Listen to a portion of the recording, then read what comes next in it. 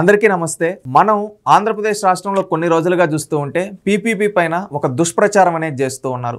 P3 మోడల్లో చేసే ఈ ప్రాజెక్టుల్ని ఏవైతే మెడికల్ కాలేజ్ ప్రాజెక్ట్ని ప్రైవేటైజేషన్ అని అంటున్నారు. ఒకటి పీపీ మోడల్ వేరు, ప్రైవేటైజేషన్ వేరు. అది ప్రతి ఒక్కరూ తెలుసుకోవాల్సిన విషయం. ప్రైవేటైజేషన్ అంటే తోటలు అది ప్రైవేట్ వాళ్ళకి అమ్మేయడం, కానీ ఇక్కడ ఆ విధంగా చేయటం లేదు. కావాలని దుష్ప్రచారం చేస్తున్నారు. ఎందుకు ఈ దుష్ప్రచారం చేస్తున్నారని మనం లోతుగా ఆలోచిస్తే వైసీపీ వాళ్ళు ఎందుకు ఇంత ఇంట్రెస్ట్గా దీనిపైన ప్రచారం చేస్తున్నారంటే మనం ఒకటి ఆలోచించాలి. ప్రతిపక్షాలు దేని గురించి మాట్లాడాలి? రాష్ట్రంలో శాంతి భద్రతల గురించి మాట్లాడాలి, లేదా ఆ అభివృద్ధి గురించి, సంక్షేమ కార్యక్రమాల గురించి, దీని గురించి మాట్లాడాలి. కానీ వైసీపీ పార్టీ ఇవిటేవిటి గురించి మాట్లాడకుండా ఒక డైవర్షన్ కోసం ప్రైవేటైజేషన్ అనే ఒక ఓటును తీసుకొని వచ్చి పదే విష ప్రచారం చేస్తూ ఉన్నారు. ఇక్కడ మనం క్లారిటీగా మాట్లాడదాం.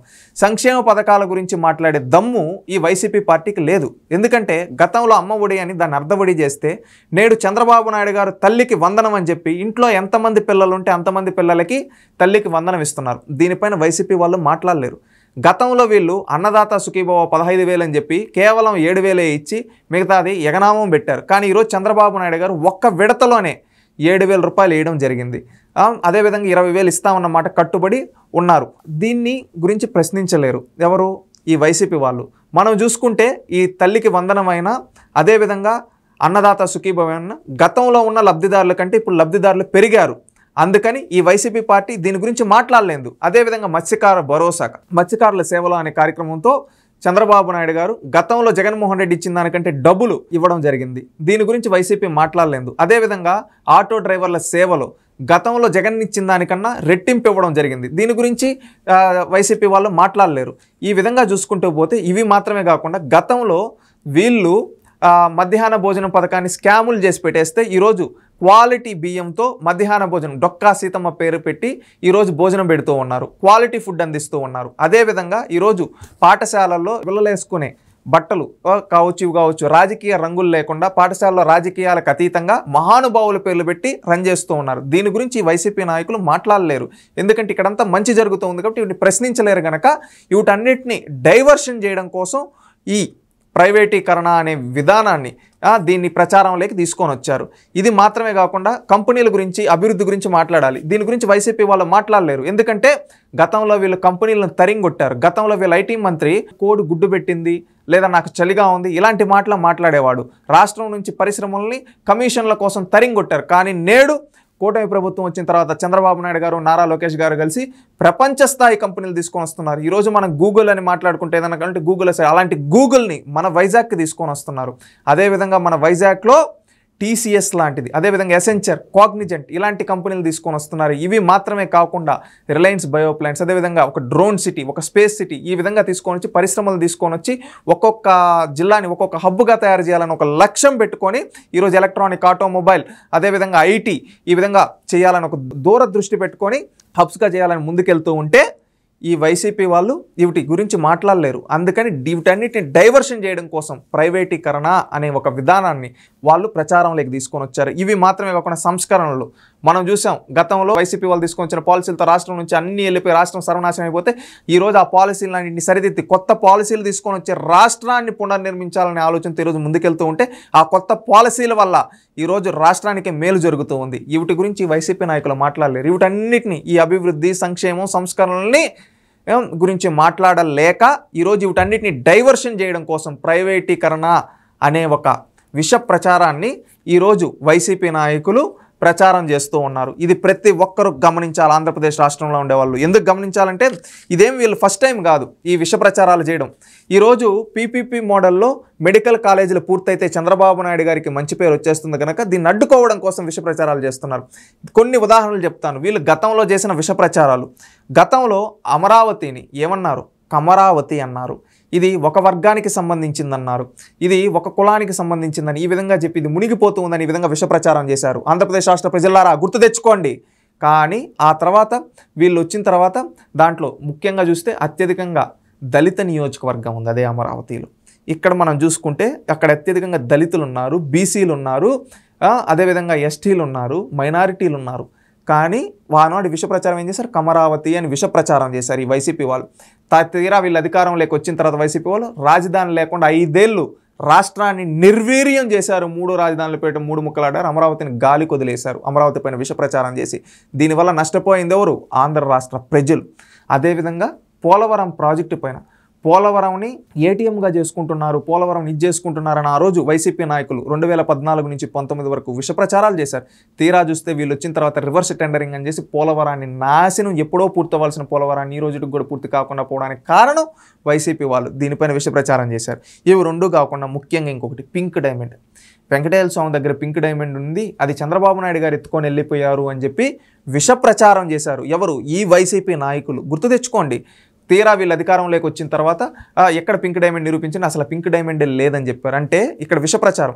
అదేవిధంగా ఇంకొకటి కమ్మడి ఎస్పీలు 30 మందికి ఇచ్చుకునేసారు, 40 మందికి ఇచ్చుకునేసారని ఆ రోజు విష ప్రచారం చేశారు. ఇదే వైసీపీ నాయకులు 14-19 మధ్యలో. తీరా వీళ్ళు అధికారంలో వచ్చి ఎక్కడ చూపిండంటే ఒకరు ఇద్దరు కూడా కమ్మోళ్ళు లేరు, అందరూ బీసీలు, బడుగు బలహీన వర్గాల వాళ్ళే ఉన్నారని వీళ్ళే శాసనసభ సాక్షిగా చెప్పారంటే విష ప్రచారం చేశారు. గుర్తు తెచ్చుకోండి ఇవన్నీ. ఇవన్నీ కాకుండా పట్టిసీమ ప్రాజెక్టు గురించి ఆ రోజు పట్టిసీమ చంద్రబాబు నాయుడు గారు కడుతుంటే పట్టిసీమ ఒట్టిసీమ అని చెప్పి జగన్మోహన్ రెడ్డి శాసనసభ సాక్షిగా మాట్లాడారు. ఆన్ ద రికార్డ్ చాలా ఉన్నాయి. ఆ రోజు పట్టిసీమను వ్యతిరేకించిన జగన్మోహన్ రెడ్డి ఆ రోజు ధర్నాలు చేశారు. ఇదే విధంగా ఎన్నో విధాలుగా పట్టిసీమను అడ్డుకోవాలని చూశారు. కానీ ఎంతమంది అడ్డుకున్నా తొక్కుకుంటూ పోతా ఉంటారు కదా బాబు గారు. ఆ విధంగా ఆ రోజు పట్టిసీమ పూర్తి చేశాడు చంద్రబాబు నాయుడు.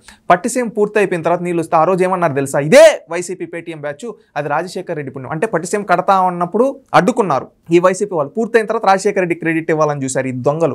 అంటే పట్టిసీమ పైన ఆ రోజు ఎంత విషయం చిమ్మారు. అది ఒట్టిసీమ అని, అంత డబ్బులు ఎందుకు పెట్టడం అని అసెంబ్లీలో మాట్లాడాడు జగన్మోహన్ రెడ్డి. అడ్డుకున్నాడు. కానీ ఈరోజు ఆ పట్టిసీమ కృష్ణా డెల్టాకు వరమైంది. గుర్తు తెచ్చుకోండి. ఈ విధంగా ఇన్ని చేస్తే ఆ రోజు విష ప్రచారాలు, ఎన్ని విష ప్రచారాలు చూసాం కదా. ఇవన్నీ విష ప్రచారాలు చేశారు. ఎందుకు? చంద్రబాబు నాయుడు గారు చేసే మంచి కనబడకూడదని. తీరా వీటన్నిటిని ప్రజల్ని నమ్మించి ఆ రోజు వాళ్ళ రాజకీయ లబ్ధి పొందారు. లాస్ట్కి ప్రజలు నష్టపోయారు. మళ్ళీ ప్రజలు తెలుసుకున్నారు. కానీ ఈరోజు కూడా ప్రజలు చైతన్యవంతం అవ్వాల్సిందంటే ఈ పీపీపీ మోడల్ పైన కూడా అదే పరమైన విష ప్రచారం చేస్తున్నారు. ఎందుకంటే ఈ పీపీపీ మోడల్లో కాలేజీలు 2.5 సంవత్సరాలు 3 సంవత్సరాలకు పూర్తయిపోతే చంద్రబాబు నాయుడు గారికి క్రెడిట్ వచ్చేస్తుంది. అది జగన్మోహన్ రెడ్డి గారికి నచ్చదు. అందుకని చెప్పి ఈరోజు అడ్డుకుంటూ ఉన్నాడు ప్రతి క్షణం. ఇంకొకటి, సరే జగన్మోహన్ రెడ్డికి ఈ మెడికల్ కాలేజీల పైన నిజంగా ప్రేమ ఉంది అనుకుంటే ఈ మెడికల్ కాలేజీలు ఏమన్నా జగన్మోహన్ రెడ్డి తెచ్చా అంటే ఇది కేంద్ర ప్రభుత్వం అన్ని జిల్లాలకి జిల్లాకో మెడికల్ కాలేజ్ అనే ప్రాతిపదికన ఇచ్చిన దాని విధంగా ఇచ్చినవి వచ్చినవి. కానీ ఈయన రాష్ట్ర బడ్జెట్ నుంచి కనీసం 5 ఏళ్లలో ₹1 కూడా జగన్మోహన్ రెడ్డి ఈ మెడికల్ కాలేజీలు ఖర్చు పెట్టలా. నీకు నిజంగా మెడికల్ కాలేజీల పైన అంత ప్రేమనుంటే నువ్వు ముఖ్యమంత్రిగా ఉన్నప్పుడు రాష్ట్ర బడ్జెట్ నుంచి ఎందుకు కేటాయించలేదు? ఆ రోజు 5,000 కోట్ల లోన్లు తీసుకొని వచ్చి కేవలం 1,000 కోట్ల వరకు ఖర్చు పెట్టి మిగతాదంతా దారి మళ్లించింది వాస్తవం కాదా జగన్మోహన్ రెడ్డి? సమాధానాలు చెప్పండి పేటీఎం బ్యాచ్. ఆ రోజు మీకు జగన్మోహన్ రెడ్డికి నిజంగా అంత మెడికల్ కాలేజీల పైన అభిమానం ఉంటే చేసి ఉండొచ్చు కదా, ఎందుకు చేయటం లేదు?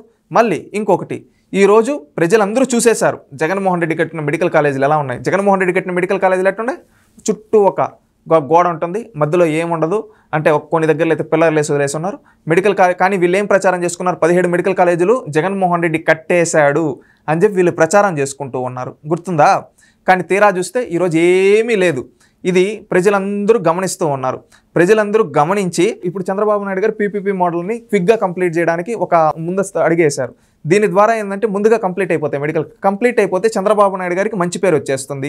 చంద్రబాబు నాయుడు జగన్ ఏం చేయలేదురా, చేతగాని వ్యక్తి. ఎందుకంటే చూసాం కదా, ఆడంతా మన కళ్ళ ముందే కనబడుతుంది కదా, ఆడేం మెడికల్ కాలేజీలు ఏం లేవు. అంతా ఖాళీ గోడలు, చుట్టూ ఖాళీ గోడలు ఇట పెట్టేసి పిల్లర్లు చుట్టూ ఒక గోడ కట్టేసి కడిపోయి అయిపోయిందని చెప్పి వీళ్ళు సోషల్ మీడియాలో ఏం ప్రచారం చేసుకుని రియాలిటీ ఎలా ఉంది? ఈరోజు చంద్రబాబు నాయుడు ఇనిషియేట్ తీసుకొని ముందుగా కట్టాడు మెడికల్ కాలేజీలు. ఇది చంద్రబాబు నాయుడు గొప్పతనం అని చంద్రబాబు నాయుడు గారి క్రెడిట్ వచ్చేస్తుంది. కాబట్టి అడ్డుకోవడానికి, ఈ పీపీపీ మోడల్ అడ్డుకోవడానికి ప్రైవేటీకరణ అని ఒక విష ప్రచారం ఈ వైసీపీ నాయకులు చేస్తున్నారు. ఇది ప్రజలందరూ అప్రమత్తంగా ఉండాలి. ఇప్పుడు సరే, ఈ నార్మల్ మోడల్కి ఈ మోడల్కి డిఫరెన్స్ ఏంటి అని అనుకుంటే, జగన్మోహన్ రెడ్డి ఫ్రీ సీట్లు 42% మాత్రమే ఈ మెడికల్ కాలేజీల్లో ఉంటే చంద్రబాబు నాయుడు గారు దాన్ని 50% చేశారు. ఇప్పుడు చూస్తే జగన్మోహన్ రెడ్డి తెచ్చిన విధానం కన్నా చంద్రబాబు నాయుడు గారు తెచ్చిన విధానంలో పేదవాళ్ళకి ఎక్కువ ఫ్రీ సీట్లు వస్తాయి. ఇక్కడ పేద విద్యార్థులకు లాభం చేకూరుతుంది. ఇక్కడ వైసీపీ వాళ్ళకి ఎందుకు ఏడుపు? పేదోడికి మంచి జరగాలనే కదా. ఇక్కడ చంద్రబాబు నాయుడు గారు పీపీపీ మోడల్ ద్వారా 50% ఫ్రీ సీట్స్ వస్తాయి. జగన్మోహన్ రెడ్డి కేవలం 42% మందికి ఫ్రీ సీట్లు ఇచ్చాడు. కానీ చంద్రబాబు నాయుడు గారు 50% మందికి ఇస్తున్నారు. ఇక్కడ పేదోడికి మేలు జరుగుతుంది కదా, ఎందుకు అడ్డుకుంటూ ఉన్నారు మీరు? సరే, ఇప్పుడు రేపు మెడికల్ హాస్పిటల్స్ ఉండాలి. ఇప్పుడు జగన్మోహన్ రెడ్డి 17 కాలేజీలకు సంబంధించి ఒక్క మెడికల్ హాస్పిటల్ కూడా కట్టలేదు. కానీ రేపు చంద్రబాబు నాయుడు గారు కడతారు.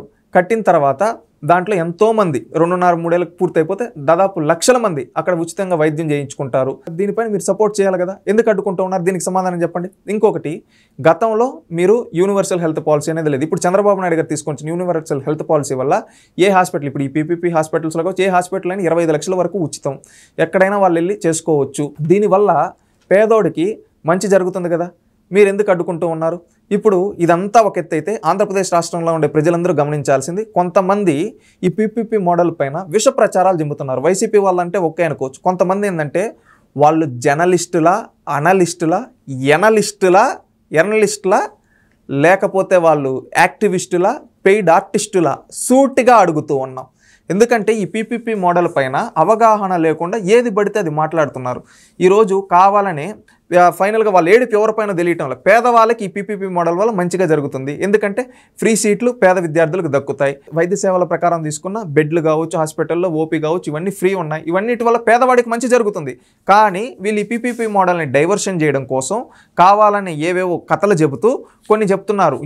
ఇన్ఫ్లుయెన్సర్లు అని చెప్పుకునే కొంతమంది పెయిడ్ ఆర్టిస్టులు అండ్ సూటిగా అంట, ఎందుకంటానంటే వీళ్ళని పెయిడ్ ఆర్టిస్టులు అని చెప్పి గతంలో జగన్మోహన్ రెడ్డి గారి హయాంలో మీరు గుర్తు చేసుకోండి. ఈరోజు పీపీపీ మోడల్ పైన విష ప్రచారాలు చేసి వీడియో చేసే ప్రతి ఒక్కరిని సూటిగా అడగదలుచుకున్నాం.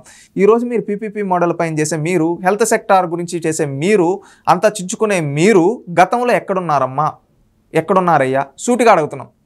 ఎందుకంటే ఈ పీపీపీ మోడల్ వల్ల పేదవాడికి ఉచితంగా జగన్మోహన్ రెడ్డి చెప్పే దానికి మోడల్ కన్నా ఎక్కువ ఉచిత మెడికల్ సీట్లు వస్తాయి. ఈ పీపీపీ మోడల్ వల్ల హాస్పిటల్లో ఎక్కువ బెడ్లు ఉచితంగా వస్తాయి పేదవాళ్ళకి.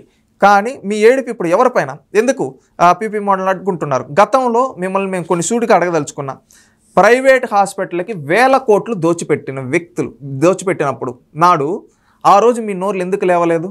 సూటిగా అడుగుతున్నాం. ప్రైవేట్ హాస్పిటల్కి వేల కోట్లు ప్రభుత్వ సొమ్మును ఒక స్కీమ్ పేరిట స్కామ్ చేసిన వ్యక్తులు చేస్తూ ఉంటే ఎందుకు ఆ రోజు నోర్లు లేదు? సూటిగా అడుగుతున్నాం. అదేవిధంగా గతంలో జగన్మోహన్ రెడ్డి గారు ముఖ్యమంత్రిగా ఉన్నప్పుడు ఆంధ్రప్రదేశ్ రాష్ట్రంలో ఒక హాస్పిటల్లో ఒక చిన్న పాపని ఎలుకలు కొరికి చంపేస్తే ఆ రోజు మీరెందుకు మాట్లాడలేదు? ఆ రోజు మీరెందుకు వీడియోలు చేయలేదు? అదేవిధంగా ఆపరేషన్ థియేటర్లో జగన్మోహన్ రెడ్డి గారు ముఖ్యమంత్రిగా ఉండేటప్పుడు కనీసం జనరేటర్లకు పవర్ కూడా లేకపోతే టార్చ్ లైట్లు పెట్టుకొని ఆపరేషన్ చేశారు. ఆ రోజు మీరు ఎక్కడున్నారు? ఈరోజు మాట్లాడేవాళ్ళు. అదేవిధంగా నాడు ఒక దళిత డాక్టర్ సుధాకర్ కరోనా సమయంలో ఆయన ఏమడిగాడు తెలుసా? మాస్కులు సప్లై చేయండి, ఎందుకంటే ఇక్కడ పేషెంట్స్ వస్తూ ఉన్నారు, కోవిడ్ అనేది సోకకుండా అంటే అతన్ని పిచ్చోడిని చేసి రోడ్డు పైన కూర్చోబెట్టి చంపేశారు ఆనాడు వైసీపీ నాయకులు. దానిపైన ఎందుకు మాట్లాడలేదు ఆ రోజు? అదేవిధంగా కోవిడ్ సమయంలో 1,00,000 మంది ఆంధ్రప్రదేశ్ రాష్ట్రంలో చచ్చిపోయారు. ఆ రోజు మీరు ఎందుకు మాట్లాడలేదు? అదేవిధంగా నాడు 35 లక్షల మంది ఆ చీప్ లిక్కర్ దాకా అనారోగ్య సమస్యలు వచ్చి హాస్పిటల్లో బారిన పడ్డారు. ఆ రోజు వాళ్ళకి సరైన వైద్యం అందక ఎంతోమంది ప్రాణాలు కోల్పోయారు. లివర్ సమస్యలు, అదే కిడ్నీ సమస్యలు వచ్చాయి. ఆ రోజు మీరు ఎందుకు మాట్లాడలేదు?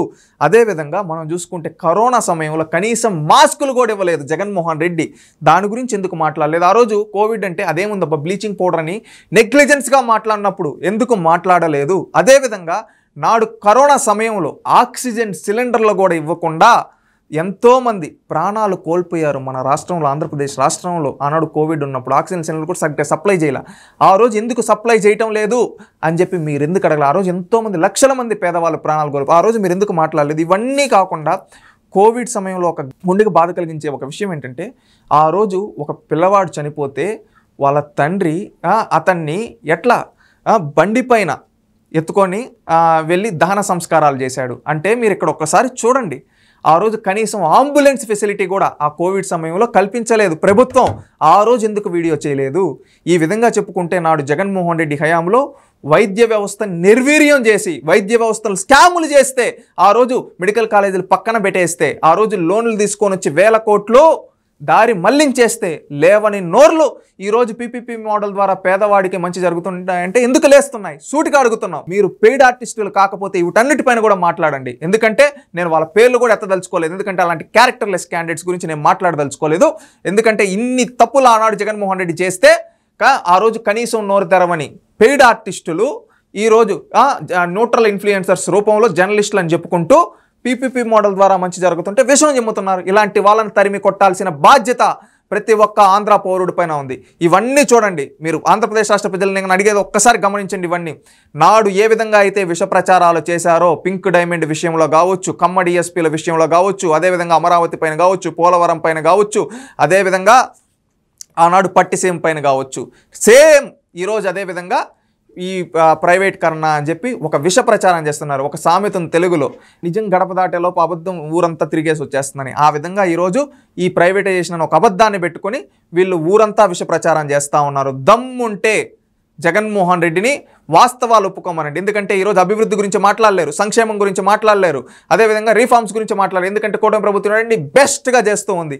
వీటన్నిటిని తట్టుకోలేక వీటన్నిటి గురించి చంద్రబాబు నాయుడు గారికి మంచి పేరు వచ్చేస్తుంది కనుక వీటన్నిటి డైవర్షన్ చేయడం కోసం గతంలో ఏ విధమైన నాడు ఎత్తుకున్నారో విష ప్రచారాలు చేశారు, ఈ రోజు కూడా అదే విష ప్రచారాలు చేస్తున్నారు. ఇది ప్రతి ఒక్కరూ తెలుసుకొని 10 మందిని చైతన్యపరచండి. ఈ వైసీపీ విష ప్రచారాలను తరిమి కొట్టి ఈ విష వృక్షమైన ఈ పార్టీని తరిమేస్తేనే రాష్ట్రం బాగుపడుతుంది. ఈరోజు ఈ పీపీపీ మోడల్ ద్వారా ఏంటంటే 2.5-3 ఏళ్ల కాలేజీలు పూర్తవుతాయి. ఇది పూర్తయితే చంద్రబాబు నాయుడు గారికి పేరు వచ్చేస్తుంది కనుక ఈ వైసీపీ గూండాలు, క్రిమినల్స్ అడ్డుకోవడానికి ఈ విధానాన్ని అడ్డుకుంటే ఎందుకంటే ప్రజలకు మంచి జరగకూడదు అనే విధానంతో ఈరోజు ఈ పీపీపీ మోడల్ని ఈ వైసీపీ గూండాలు అడ్డుకుంటున్నారు. ప్రజలకు మంచి జరుగుతుంటే ఈ వైసీపీ వాళ్ళు ఓరవలేరనే దానికి ఉదాహరణ ప్రతి ఒక్కరూ తెలుసుకొని 10 మందిని చైతన్యపరచాలని కోరుకుంటున్నాం.